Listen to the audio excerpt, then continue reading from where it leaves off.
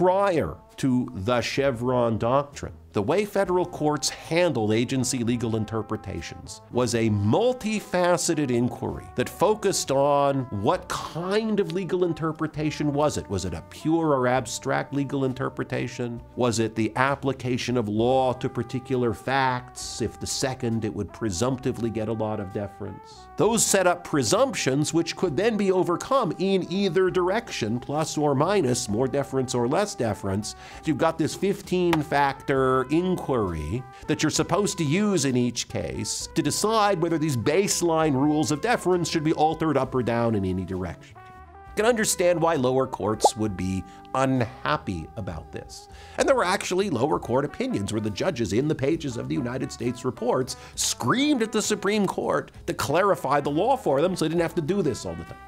So here's this opportunity to take this whole big mess, turn it into this much simpler two-step inquiry. Is the statute clear? We're done.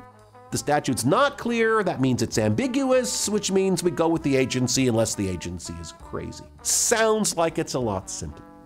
Maybe it is a lot simpler. But to make that work, you have to know what it means for a statute to be clear. And the courts have never definitively settled on what exactly they mean in the context of Chevron. And if you don't know what it means for a statute to be clear, then you don't know what it means for a statute to be ambiguous. Even once you're past that first step of the process and you've decided, however, that the statute is ambiguous, then you have to decide if the agency's interpretation is reasonable. What makes an agency interpretation unreasonable? Bad statutory interpretation, bad policy choices, bad explanation, all or none of the above? We actually don't know that either. Just as there's no definitive judicial pronouncement on what step one, clear meaning, means, there's no definitive pronouncement on what it means for an agency interpretation to be unreasonable. We have a series of cases where courts have found agency interpretations unreasonable without actually saying what they're doing, and we can probably induce some conclusions from that. But this is not, even after 35 years, a crisp, well-developed approach.